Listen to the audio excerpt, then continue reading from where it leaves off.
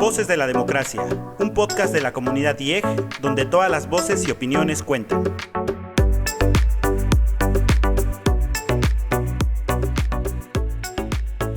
Hola, ¿qué tal? Muchas gracias por escuchar Voces de la Democracia, una producción del Instituto Electoral del Estado de Guanajuato. Yo soy Daniela Bisani y para mí es un gusto darte la más cordial bienvenida a este nuevo episodio que permíteme adelantarte que estará interesantísimo. El día de hoy me encuentro con nuestra invitada, a quien presentaremos en unos momentos más, y con mi compañero Esteban. Hola Esteban, ¿cómo estás? ¿Qué tendremos en este episodio? Hola Bisani, pues efectivamente ya dijiste, vamos a tratar un tema súper interesante. Hemos decidido titular este episodio como Glosario de la Diversidad Sexual y de Género, porque pues consideramos que como personas funcionarias y funcionarios públicos es indispensable que identifiquemos las diferencias entre estos conceptos que a veces los damos como sinónimos y pasan desapercibidos, ¿no? En ese sentido, pues queremos también avanzar en el conocimiento de la transversalización del tema sexo genérico en la política. Y pues nada, eso es lo que nos toca hoy, Bisani. Así es, Esteban, y bueno, para compartir las reflexiones tenemos nuevamente la visita de la doctora Erika López Sánchez, quien participó con nosotros en la temporada pasada de este podcast. Doctora, bienvenida, muchas gracias por regresar a este podcast. Se nos hizo, aquella vez que dijimos que esperábamos contar con tu presencia nuevamente, pues se nos hizo, Erika. Muchas gracias por estar en Voces de la Democracia. Y bueno, te cedo los micrófonos para que te presentes, que nos cuentes quién es Erika y qué hace en este transitar de la vida. Hola, muchas gracias. La verdad, muy contenta de regresar en esta segunda temporada. Soy Erika López, profesora investigadora del Departamento de Estudios Políticos y de Gobierno de la Universidad de Guanajuato. Mis líneas de investigación tienen que ver con género y democracia interseccional, la condición ciudadana de las personas de las diversidades sexuales y de género en América Latina y el Caribe, y eso me hace que ponga un especial énfasis en lo que es la ciudadanía íntima y la ciudadanía sexual. Soy también coordinadora y fundadora del sitio web Between LGBT, y bueno, esa soy yo. Pues bienvenida, doctora Erika. Sin más preámbulo, pues queremos dar inicio a este programa. Y pues bueno, primero que nada quisiéramos preguntarte o pedirte que nos pudieras ayudar, apoyar, compartiéndonos el significado de los términos que ya hablábamos al inicio, que básicamente tiene que ver con sexo, género, identidad de género, expresión de género y orientación sexual. Muy bien. Me parece importante porque es cierto, damos por hecho y tendemos a emplearlos como sinónimos cuando no son sinónimos, y que también esto es lo que, sobre todo para las instituciones, la importancia de tener una buena conceptualización, ¿no?, de estos términos. Si hablamos de sexo, voy a hacer un poquito algo brevemente histórico, y que tiene que ver el sexo. ¿Qué hacen los gobiernos? Los gobiernos, ante todo, administran poblaciones. Hace una administración de los recursos para las poblaciones. Entonces las poblaciones tienen que ser entendidas. Las poblaciones son seres humanos y tienen que ser entendidos cómo van a ser aprendidos con H intermedia, ¿no? Cómo yo los puedo tomar. ¿No? Cómo yo puedo hacer eso con las personas. Entonces se ha establecido, o sea, este orden de la población en términos de hombres y mujeres no es un orden natural, es un orden político, es un orden social y es un orden médico. Si hay una disciplina que le haya servido mucho a la política, es la medicina, es la biología, para hacer esa clasificación de los cuerpos. Entonces, partiendo de eso, ¿qué se ha hecho? La población ha sido entendida en términos binarios. 1, 2, ¿no? 0, 1, hombre, mujer. Y aquí es cómo los cuerpos, todas las personas al momento de nacer, ¿no?, que somos un cuerpecito pequeño, somos clasificadas. Y antes de que sea el Estado quien nos reconozca, es la parte médica quien nos reconoce. ¿Y cómo nos reconoce? Antes de llamarnos Erika, Juanita, Manuel, nos dicen ¿es niña o es niño? Es decir, hay una designación de la parte médica y ese va a ser el fundamento médico, biologicista, para que después el Estado pueda registrarnos. El Estado no registra a cuerpos ambiguos, reconoce a A o a B, es decir, hombres o mujeres. Entonces, en función de qué se nos asigna ese reconocimiento. Está el sexo. El sexo tiene que ver con características fisiológicas, pero a nadie al momento de nacer nos hacen un estudio de cromosomas, absolutamente no nos hacen eso. ¿En qué recae fisiológicamente? ¿En dónde recae eso? En nuestros genitales. Entonces, Los hombres son aquellos cuerpos que van a nacer con pene. Las mujeres, aquellos cuerpos que van a nacer con vulva. Entonces, esa es la designación de los sexos a partir de la fisiología de los cuerpos, concretamente de los genitales. Y entonces, no hay otra manera que el Estado, que el poder político identifique a su población, sino es a partir de esto. Por eso es que cuando nacen cuerpos intersexuales, existe una presión médica hacia los padres, hacia las madres, y entonces ahí sí se hacen estudios cromosómicos, se hacen una serie de estudios médicos para ver hacia dónde está balanceado los cromosomas de las personas, para entonces hacer una intervención médica y poder definir a ese cuerpo intersexual como hombre o como mujer. Entonces, la primera designación que tenemos es el sexo, y es una designación política que tiene un fundamento. Para poder ser fundamentado de manera científica, pues entra la parte de la medicina, concretamente la parte de la biología. En función, ¿qué es? Los hombres con pene son machos, cuerpos con pene son machos, los cuerpos con vulva son hembras. Eso es el sexo, hombre, hembra, macho. Después viene el género. Ahí no nos distinguimos de los animales, ¿no? Estamos como en el mismo terreno, en el mismo plano. Pero después viene lo que es el género. Y entonces, todos los cuerpos que fueron designados como machos serán masculinos. Todos los cuerpos que fueron designados como hembras serán femeninos. Cuando ya agregamos el término masculino y femenino, estamos hablando de la construcción social, histórica y cultural que existe de los sexos. Entonces, ¿qué hay? Empieza un entrenamiento inconsciente de qué se espera que nos entrenan para nuestras trayectorias de vida como hombres y como mujeres, en función de esos genitales. Y entonces ahí tenemos el género. Y luego estamos con la identidad de género. Cuando hablamos de identidad de género y de orientación sexual, absolutamente todas las personas, todas tenemos una identidad de género y tenemos una orientación sexual. ¿Qué vamos a entender por identidad de género? Es con qué Erika se identifica. Erika se identifica con el sexo asignado al momento de nacer, porque ya sabemos que el sexo nos da una identidad legal frente al Estado, frente a la sociedad, pero también nos determina nuestra trayectoria de vida. Entramos en un molde de roles y estereotipos. Entonces, ¿cuál es la identidad? Yo me identifico con el sexo asignado al momento de nacer. Entonces, si yo me identifico con ese sexo asignado al momento de nacer, soy una persona, soy Erika, una mujer cisgénero. Pero si yo no me identifico con el sexo asignado al momento de nacer, pues puedo ser que soy una persona, que lo que llamamos las personas trans. Y entonces esa identidad, el espectro trans son personas transbinarias, es decir, puedo haber sido designada como mujer al nacer, pero me identifico como hombre, pero mi identidad, yo me vivo como hombre, entonces transito hacia mi binario opuesto al que se me asignó y es hacia hombre. Entonces tenemos personas trans binarias. Cuando digo binarias es hombres trans, mujeres trans, pero también tenemos personas trans no binarias, que no se identifican ni con uno ni con otro. Entonces lo no binario y lo binario entra dentro del espectro trans, ¿no? O ahora también tenemos género fluido. Y entonces estamos hablando de personas trans. ¿Cuál es la identidad? Y no sé si me estoy explicando, pero tiene que ver con si yo me estoy identificando con ese sexo y si sí me estoy viviendo así. Esa es la identidad, la orientación sexual. Y todas las personas tenemos, cis o trans, tenemos una identidad de género. La orientación sexual, todas las personas tenemos una orientación sexual y es la construcción de los erótica afectiva que tenemos hacia las personas del sexo opuesto, personas heterosexuales. De mi mismo sexo, si soy hombre, entonces y siento atracción por personas de mi mismo sexo, entonces voy a ser un hombre homosexual, un hombre gay, ¿no? Si soy mujer y siento atracción por mujeres, erótica afectiva por mujeres, pues soy lesbiana, ¿no? Si soy mujer, pero siento atracción por hombres y mujeres, entonces soy bisexual.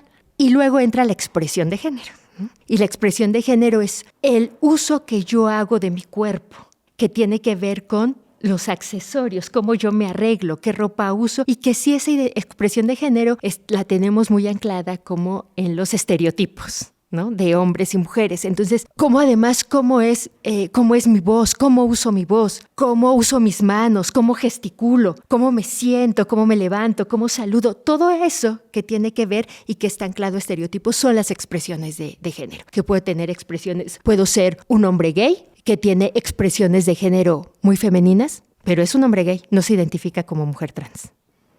Uh-huh. O yo soy una mujer cisgénero, pero tengo expresiones de género muy masculinas, a mi manera de vestir, mi manera de comportarme. Entonces, tengo esas expresiones, pero me identifico. O sea, la expresión de género tampoco va asociada a una orientación sexual ni a una identidad de género, ¿no? Hay hombres que incluso hasta hay estos comentarios, mal comentarios que dice, es que es tan educado que parece una dama, ¿no? Se suele decir eso. Y no quiere decir que el señor sea un hombre gay, ni que tampoco quiera transicionar y ser una mujer trans, ¿no? O sea, la expresión de género tampoco está anclada necesariamente a una orientación y a una identidad. Es una real diversidad, ¿no? Creo que el principal problema que tenemos es que queremos como meter todo en 2 cajitas y cuando realmente nos reconocemos como seres humanos tan diversos dentro de nuestro propio cuerpo, o sea, no nada más unos con otros, sino dentro de nuestro propio cuerpo, o sea, porque todos tenemos sexo, género, identidad, expresión, orientación sexual, o sea, somos diversos en nuestro propio cuerpo, ¿no? Y ahorita hacías este recorrido tan interesante que nunca lo había esquematizado así, o sea, nuestro primer reconocimiento es la parte médica, de ahí viene el Estado, de ahí, bueno, yo pensaría viene la sociedad, entre la familia, la escuela, los medios de comunicación, que nos plantan etiquetas, nos ponen estereotipos y de ahí pues ya tu destino de vida, ¿no? Y a ver, hazle ahí como puedas con lo que puedas. Pero en este sentido, y planteándolo desde la cuestión de la democratización y de la representación ciudadana, pues a final de cuentas todas estas expresiones que tenemos las personas son válidas y requieren cierto reconocimiento, cierta atención desde las instituciones, ¿no? Entonces, ¿cómo atraviesan estos términos a la política? Y yo diría, ¿cómo llegamos a cubrir todas estas diversidades desde nuestro sistema democrático, ¿no? O sea, que a lo mejor a veces es como el ideal y hay como un trabajo que se está haciendo, pero ¿cómo llegamos a ese punto? Y si realmente vamos a llegar.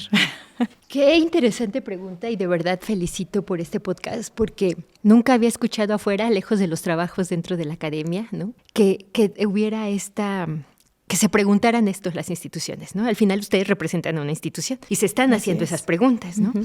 Y esto es sumamente importante porque justamente con toda intención empecé diciendo que la designación de los cuerpos en hombres y mujeres es una designación política. Si me pongo muy académica diría es la biopolítica, es la conjunción del poder con la biología, ¿no? Entonces tiene que ver con eso. ¿Qué pasa? Pensamos siempre que la democracia iba a solucionar todos nuestros males. Pero la democracia, como otros regímenes de gobierno, como las dictaduras, el autoritarismo, no ha logrado.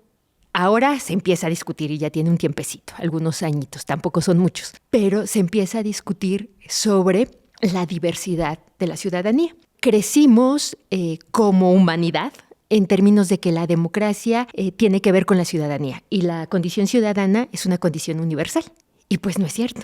La condición ciudadana es una condición con términos y condiciones.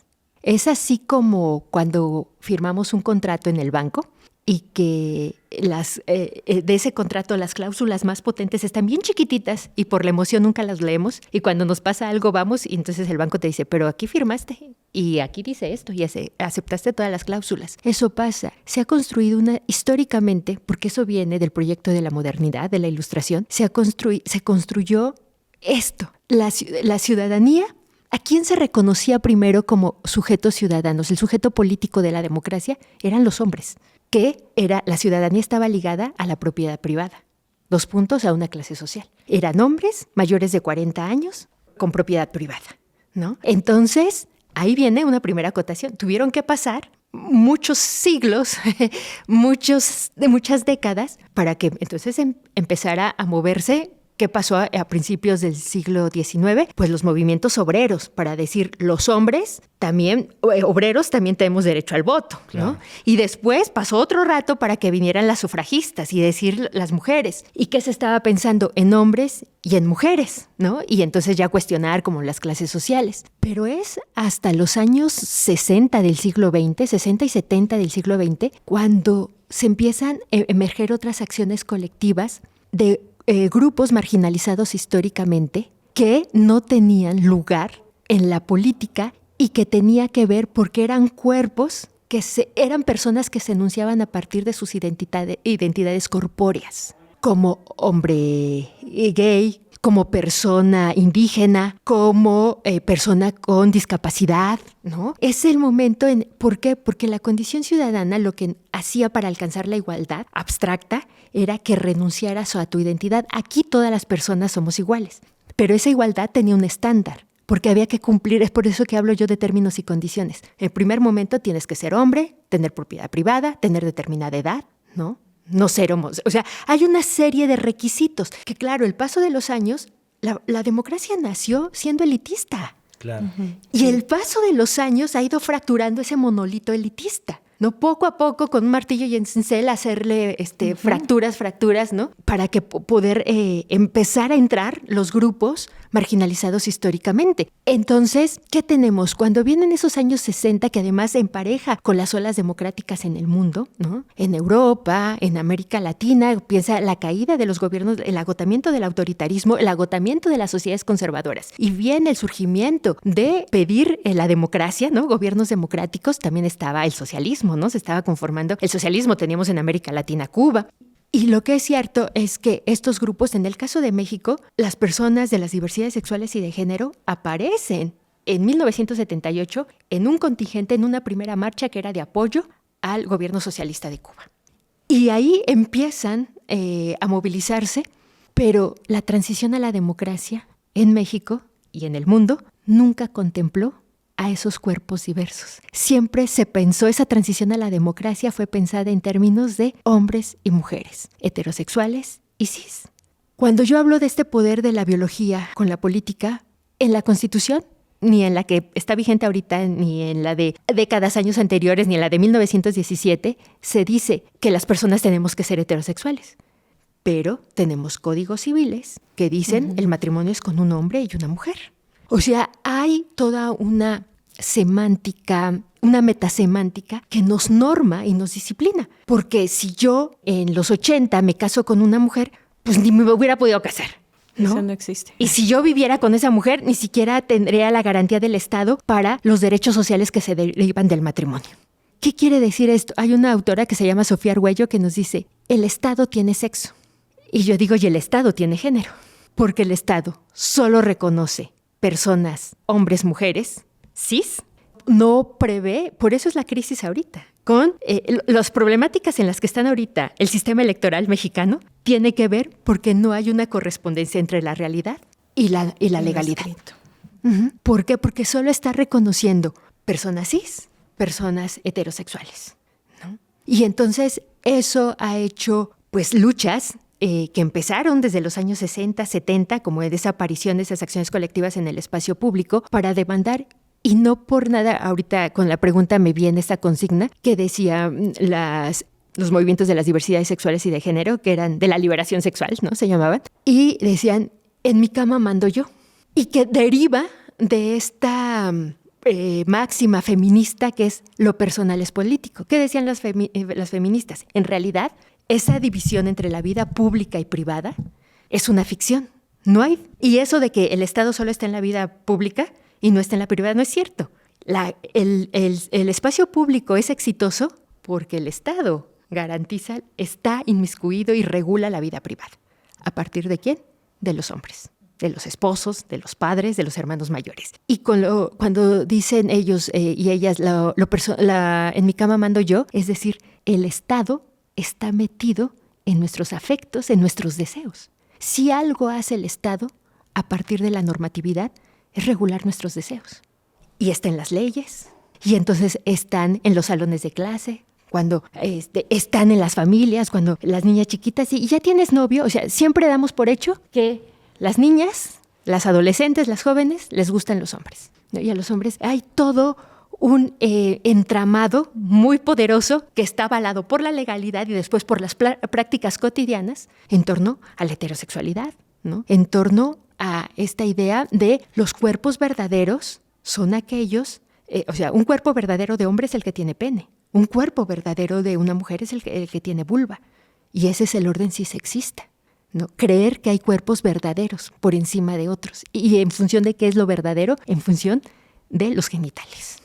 Claro. Doctora, ahorita que mencionaba usted esto me hizo recordar, en alguna ocasión escuché en una entrevista que le hicieron a Vargas Llosa, y ahorita quiero que podamos platicar un tema sobre el tema del lenguaje inclusivo, le preguntaban a Vargas Llosa que por qué no utilizaba la palabra todes, ¿no? Y entonces él decía, y a mí me llamó mucho la atención, él decía que justamente no la utilizaba y que nunca la iba a utilizar porque no reflejaba el mundo natural, ¿no? Decía algo así como de que, a ver, solamente hay dos cosas, hombre y mujer, y no hay todes, no hay esa cosa. Pero él no solamente lo asociaba en un sentido biológico, como ya nos mencionó que tiene que ver con el sexo, ¿no? Sino también con el hecho del lenguaje. Él asumía que el lenguaje era como una condición natural que aparecía como espontáneamente en el mundo, ¿no? Y que nosotros solamente llegábamos al mundo a aprender a hablar ese lenguaje. Me hizo recordar mucho también alguna clase que tuve en la que pensábamos sobre estas condiciones y concretamente sobre el tema del lenguaje y lo que le estoy comentando en este momento, y me hizo hasta anotarlo, se lo voy a leer. Decíamos o llegábamos a la conclusión de que las palabras y su significado se construyen a través de textos y narrativas culturales. El lenguaje es ante todo un acto social. Y lo que va a hacer el lenguaje justamente es eso,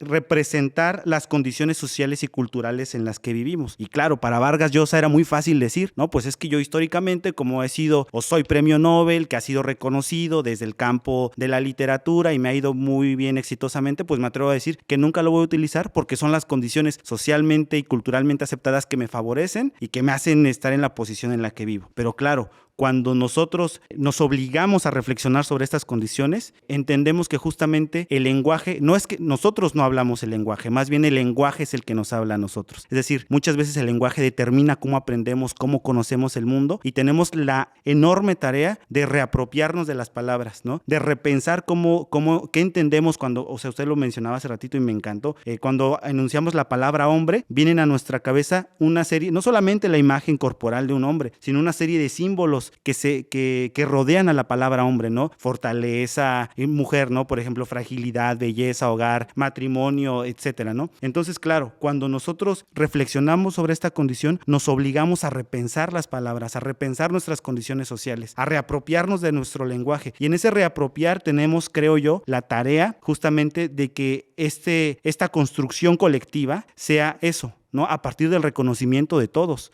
en el que entendamos que todos estamos en este barco y que justamente la pluralidad tiene que ver con eso, la democracia tiene que ver con eso, con el reconocimiento de lo diverso, de lo plural. En ese sentido, doctora, yo quisiera preguntarle cómo podemos utilizar el lenguaje inclusivo. Dígame si voy bien en la reflexión que ando haciendo o no.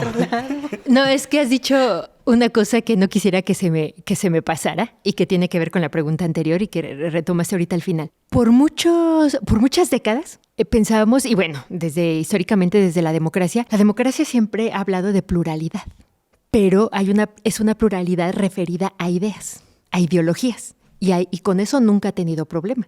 El problema es cuando hablamos de diversidad material. Y me refiero a material corpórea. Es ahí donde viene, ya no sé cómo hacerle. Ahí viene la resistencia. Porque la democracia, un principio fundamental de la democracia es respetar la pluralidad, ¿no? Pero diferente es la diversidad. Ya. Y cuestionarle como esta idea de la ciudadanía es un demos, ¿no? Donde solo son iguales entre los iguales. Y en esos iguales, y en el tema que ahorita nos aboca esa igualdad, una de esas igualdades es cumplir con el requisito de ser hombre y mujer bajo estas condiciones de cisgénero, ¿no? Y entonces, ¿qué es el lenguaje? El lenguaje es un constructo social. El lenguaje, la única manera que tenemos de relacionarnos con el mundo es a partir del lenguaje. Sí. O sea, yo no puedo traer cosas materiales para estarles hablando de todo, ¿no? No hay una representación textual de las cosas. Utilizamos el lenguaje y el lenguaje es abstracto. Y el lenguaje se ha establecido de manera arbitraria. Ya. Nadie nos dijo, aquí en la mesa hay una botella de agua, para quienes nos están escuchando, que la voy a tomar, y nadie nos dijo, o alguno de ustedes quien está aquí, les invitaron al consenso para cómo nombrar este objeto y decirle que es una botella de agua. No. Nunca. El lenguaje es arbitrario. Pero esa arbitrariedad no quiere decir que es impersonal, que como es arbitrario nos cae del cielo, ¿no? No son las tablas de Moisés.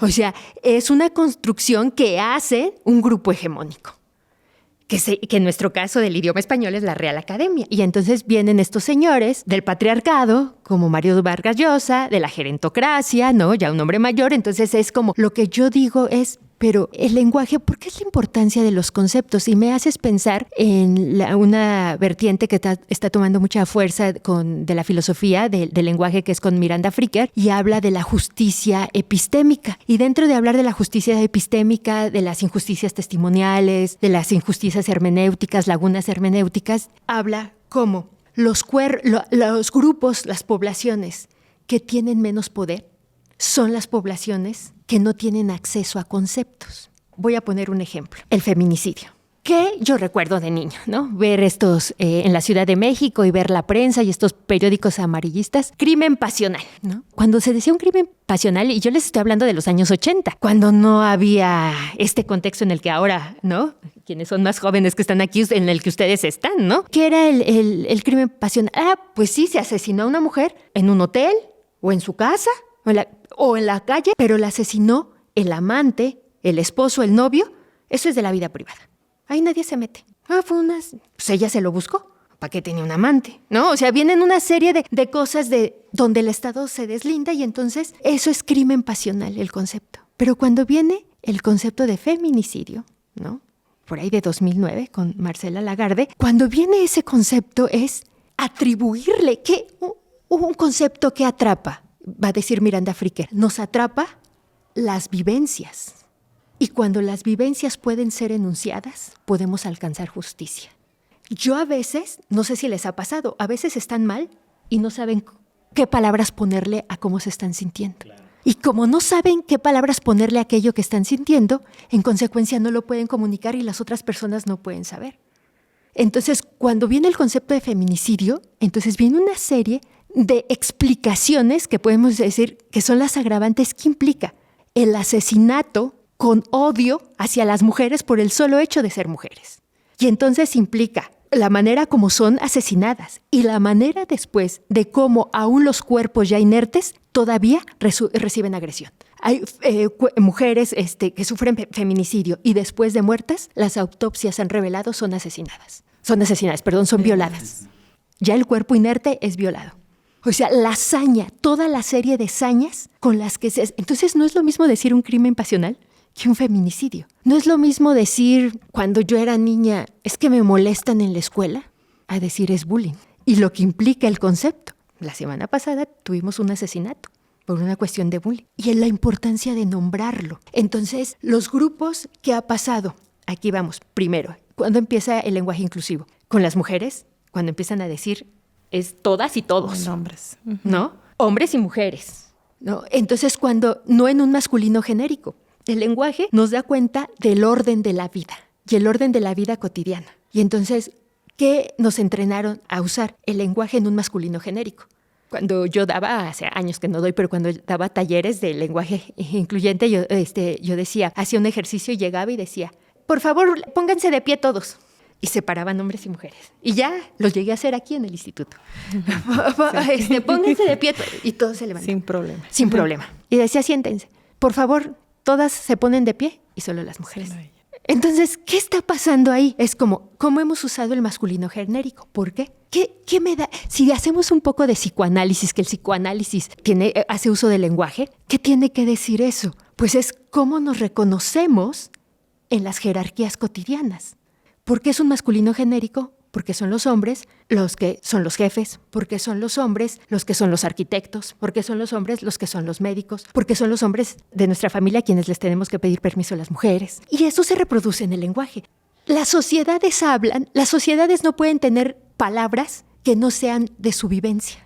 Las palabras dan cuenta de nuestras experiencias de vida. ¿No? Cuando nos dicen una palabra rara, lo primero que tratamos de hacer inconscientemente es que hacemos como conexión, ¿no? Como que nuestra matriz epistémica empieza como las computadoras, que así funcionan, las computadoras como nuestro cerebro, como en sistema binario, 0-1, empieza a ver como a qué se parece, a qué le da sentido para tratar de entender qué significado tiene, ¿no? Porque todo el tiempo tenemos que tener significados. Entonces las palabras nos significan el orden de la vida entre las personas, entre los hombres y las mujeres, en un primer momento. Pero después viene ese lenguaje inclusivo que tiene que ver, que da cuenta de las personas no binarias. Y entonces es el famoso uso de la E, ¿no? Al final. Y nos está diciendo por qué tenemos resistencias. Por eso es que les estoy hablando de todo, porque estas resistencias tienen que ver con un orden cisexista. Yo no puedo aceptar que haya otro tipo de seres humanos que no sean hombres y mujeres y que no sean identificados a partir de sus credenciales, que son los genitales. Y esa es la verdad. Y si vemos, es una verdad científica, ¿no? Es una representación social científica que es igualita a la de la Biblia, ¿eh? Claro. No hay diferencia. Es que a veces se nos olvida que la modernidad, para poder triunfar, tuvo que tomar anclajes epistémicos igualitos a los del mundo tradicional, y era la religión. Y entonces cuando hacemos eso, viene el cisexismo como imponer y decir, no te concedo que te salgas de esas cajitas que decías, ¿no? ¿Por qué? Porque entonces ya no te entiendo. Porque entonces yo, sistema electoral, híjole, ya me costó un rato aceptar que las mujeres aparezcan en las boletas, ¿no? Ya me costó un rato darles la cuota, ya me costó un rato la paridad. Y luego me vienen con las mujeres trans. ¿Dónde las pongo? ¿En qué? ¿Dónde la pongo? ¿En la lista de hombres o en la lista de mujeres? Bueno, son mujeres trans, pese a todas las disputas, las mujeres trans son o no mujeres, pese a todo eso, bueno, pongámoslas en la lista de mujeres. Pero después, recientemente, y con lo que están batallando ahorita, es las personas no binarias. ¿Dónde las colocamos? Pero se fijan que hemos operado históricamente con 0 y 1, con un sistema binario. Pero la vida social se desborda de ese sistema binario. Y la realidad es que las personas trans existen en su espectro binario y no binario. Y entonces cuando tenemos resistencias al lenguaje, ¿por qué? Porque en el lenguaje logramos el control. Y cierro con esto. Por eso Miranda Fricker dice, a las poblaciones marginalizadas históricamente no les damos el derecho de nombrarse. ¿Qué hicimos? ¿Qué sucedió con la conquista? Acabar con las lenguas originarias. ¿Qué pasó cuando se llega a Porfirio Díaz al poder y tenemos orden y progreso? Era seguir exterminando las lenguas originarias, porque había una asociación de progreso con el español, con el mundo occidental, y es arrebatarles las palabras, los conceptos, porque con las palabras y conceptos tenemos cosmovisión, hay cosmogonías del mundo de la vida. No solamente son las palabras, estamos entendiendo símbolos, significados, aprendemos, otra vez con H intermedia, significaciones culturales, ¿no? Si lo veo desde la manera sociológica, un orden social lleno de significados. Si pensamos en los pueblos originarios, son usos y costumbres. Por eso la importancia de arrebatarles y quitarles sus lenguas originarias. Una identidad, parte de su identidad. Erika, traigo muchas ideas y te quiero hacer como 1000 preguntas en una, pero primero comentarte cuando estabas comentando de esta cuestión de los requisitos de ser ciudadano, ¿no?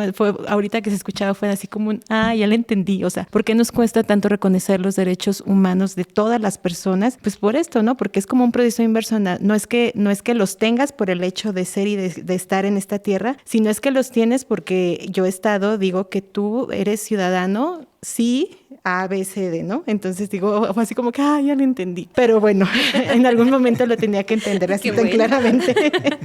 y sí, o sea, porque es que vemos tanta movilización en esta etapa social, en este momento histórico. Creo que tiene que ver con que, pues, con el mismo transcurso de nuestra humanidad, ¿no? O sea, definitivamente no podemos estar como en los años 80 o en los 90. O sea, creo que también eso es como parte de este, digamos, crecimiento social que hay, ¿no? En la colectividad, y por eso se está hablando de tantas cosas y por eso es necesario como ponerle el nombre real, ¿no? A lo que es. Y de la complicación que existe cuando no reconocemos esa plenitud de todas las personas, lo que mencionabas, ¿no? O sea, si no te reconozco tu sexualidad, tu identidad, o sea, todos los derechos que te voy dejando de lado como persona, por no reconocerlo, o sea, y porque no lo tengo en el papel escrito y porque es esa resistencia, y yo digo a veces esa falta de voluntad también, creo, como de restablecer ese orden. Y bueno, en este sentido, creo que hay ese avance, como en la transversalización, como hay políticas públicas, hay medidas afirmativas precisamente para la atención de estos grupos que les llaman vulnerados, pero pues ¿quién los vulnera? Pues también el mismo Estado, ¿eh? Pero bueno, hay estas políticas públicas y hay como esa transversalización, digamos, que está de alguna manera modificando poco a poquito esta norma.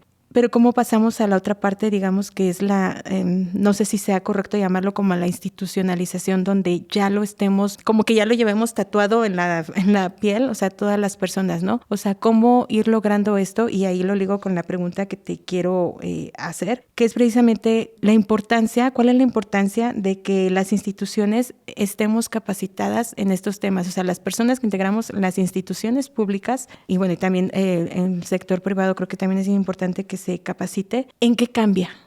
Si hay una capacitación, se fortalece la democracia en sentido de se hacen democracias incluyentes. Yo creo que la deuda hoy por hoy de la democracia no tiene que ver con reglas, tiene que ver con la inclusión de los grupos, y no solo me refiero de diversidades sexuales y de género, me refiero a poblaciones en condición de discapacidad, me refiero a poblaciones afrodescendientes, ¿no? Me refiero a poblaciones indígenas, me refiero a poblaciones adultas mayores. O sea, la democracia y en consecuencia para que eso suceda, las instituciones que tienen que entender que la humanidad está conformada de una diversidad y que las fórmulas simples, o sea, esto ya explotó en el mundo. ¿Por qué? Porque muchos años, muchos siglos no se les vio.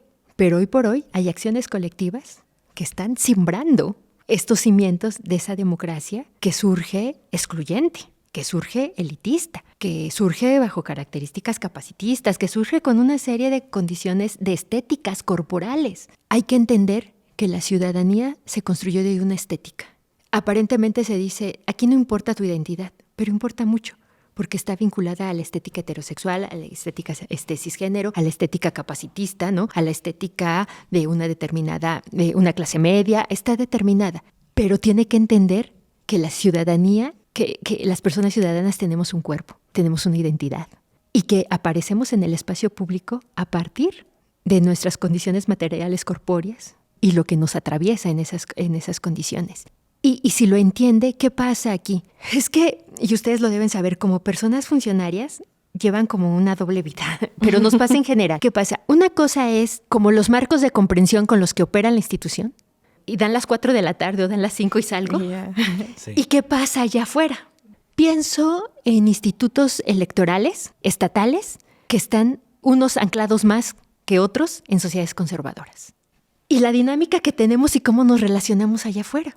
Yo cuando he dado capacitaciones a institutos electorales no me ha ido nada bien, ¿eh? Yo recuerdo el último que di, de ahí dije ya no quiero dar más capacitaciones, fue en Aguascalientes, y los funcionarios cuestionándome el término cisexista, el término, o sea, como esas resistencias. Yo les digo a mis estudiantes, las instituciones no son unas señoras encopetadas con tacones, no, las instituciones están hechas por personas que sociabilizan en el espacio público, en el espacio privado, y que entonces hemos otra vez esta idea falsa de lo público y lo privado. Es que yo no puedo ser de una manera en lo público y ser de otra manera en lo privado. Tenemos que desmontar estas creencias primero desde lo privado para poder yo llegar en la institución y ofrecer estas ideas de la inclusión, no sé, como consejera, que sean genuinas. No, yo no puedo tener una hija y entonces ponerle los moñitos y decirle que es mi princesa y le hago una fiesta Barbie y luego llego al pleno del consejo y entonces digo que la igualdad entre hombres y mujeres. ¿Sí me explico? Claro. La congruencia. Ajá, yo no puedo ser un consejero y decir que, como me ha tocado en otros espacios, el 8 de marzo. Pero yo, ¿cómo voy a violentar a las mujeres si vengo de una mujer? Ay, no, ya no, por favor, ya no puedo más escuchar esas cosas. Y entonces lo seguimos. ¿Sí me explico? Claro, sí. Es que esto no es solo de las instituciones, esto es de la sociedad. Porque, por supuesto, así como soy Erika en la vida privada, por supuesto que tengo resabios cuando estoy frente a mis grupos, cuando estoy haciendo un podcast. Por supuesto que doy cuenta, o sea, no hay esa de que, no es como que llego a mi casa y digo, ay, no, esta blusa que traigo ya me acaloró, ahora me pongo la pijama. No, o sea, no es así. Y entonces tiene que ver como los anclajes de las instituciones. Cómo las instituciones han hecho un uso teatral de la perspectiva de género, de la inclusión. Vienen los eventos del 8 de marzo, ¿no? Entonces, las instituciones se pintan de morado. Viene el 17 de mayo, el día contra la homofobia, transfobia, lesbofobia, bifobia, etc. Y entonces, las banderas del arco iris, ¿no? Pero yo siempre digo, yo estoy con estos temas y jamás van a ver que mis muros se pinten de esos colores, ¿eh? Jamás, jamás. ¿Por qué? Porque yo digo, la devoción no está en el signo. La devoción está en mi proceder cotidiano, claro, en mis acciones cotidianas. Entonces, ¿cuántas veces hemos visto que las unidades de género de cualquier institución, de cualquiera, no funcionan? Porque todo está armado para que quienes violenten no sean sancionados. Todo está armado. Y lo mismo, y entonces, claro, también hay que repensar, y ahorita que estoy tocando, esas unidades de género dentro de las instituciones.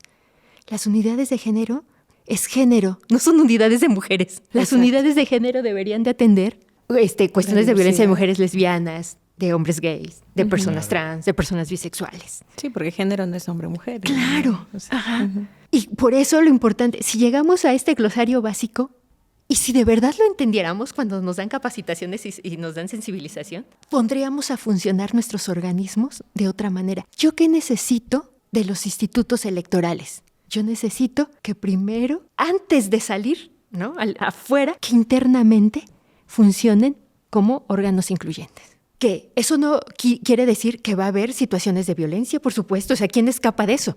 Pero que hay los protocolos necesarios y dignos para ser tratadas a las personas violentadas y a las personas agresoras. Ya no podemos funcionar más con la lógica de la punitividad. Hay que trabajar mucho con la justicia restaurativa. Y eso incluye, o sea, ¿yo para qué quiero un agresor que lo corro y después se va a ir a violentar a otro lado? Y más porque está resentido. Y todavía va a violentar más, ¿no? Ojo, también la violencia de género no es solo la que hacen los hombres cis a mujeres cis. También empecemos a ver violencias entre mujeres, violencias entre mujeres cis a mujeres trans, mujeres heterosexuales a mujeres lesbianas. Empecemos. ¿Cómo podemos funcionar como instituciones cuando funcionamos hacia adentro? Cuando funcionamos en nuestras lógicas diarias. Entonces podemos dar testimonio afuera. Y eso nos llevaría a una democracia incluyente, verdadera. Pensamos en acciones afirmativas. Y yo digo, que tuvimos en enero de 2021, ¿no? Tras un mandato, una sentencia del Tribunal Federal Electoral, el INE tiene que hacer. Y hoy por hoy todavía hay resistencias en los organismos electorales para aplicar las acciones afirmativas. Así es, doctora. Pues la verdad es que creo que tenemos muchos elementos todavía pendientes, nos ha dejado con muchas reflexiones y pues queremos agradecerle el espacio que se ha dado para poder venir a platicar con nosotros, a explicarnos, porque insisto, muchas veces dejamos pasar, lo damos todo por sentado, ya vimos que no. Este ejercicio de reflexión al que nos ha invitado a realizar, pues lo agradecemos mucho. Invitar también a las personas que nos están escuchando a que podamos seguir construyendo esta reflexión y pensando justamente en esto, en construir democracias cada vez más incluyentes, como bien lo mencionó, doctora. Muchísimas gracias por el espacio. Doctora, muchas gracias. Yo rescataría que creo que hay que replantearnos el concepto de ciudadanía, ¿no? Creo que es un buen punto de partida, de una partida que podría haber. Y bueno, doctora, nada más preguntarte algún libro, artículo, película que nos recomiendes y que pueda ayudarnos a fortalecer más sobre la reflexión en este tema. Ay, pues se me viene una película mexicana muy buena que se llama Carmín Tropical y lo encuentran de acceso libre.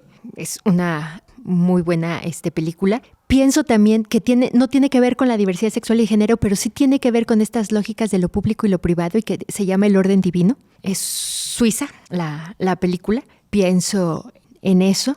Bueno, de cine, ¿no? Que puede ser lo más, un poco más más atractivo es para el público y para no meterles como en problemas comerciales académicos, pero creo que el cine, y yo soy una promotora de que el cine es un primer acercamiento y muy bueno para informarnos, ¿no?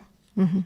Bueno, doctora, pues muchas gracias. Gracias por tu tiempo, por haber estado con nosotros en este episodio y ayudarnos a comprender más sobre este tema que es diverso y complejo, pero necesario entenderlo para todas las personas. Gracias por la invitación y felicidades por esta segunda temporada. Muchas gracias a todos los que también nos escucharon y los invitamos a que sigan pendientes de nuestro próximo episodio. Tendremos nuevas personas invitadas y dinámicas. Nos estamos viendo. Hasta la próxima. Muchas gracias. Hasta la próxima. Te invitamos a suscribirte a nuestro canal para que te lleguen las notificaciones de los nuevos episodios de Voces de la Democracia, una producción del Instituto Electoral del Estado de Guanajuato.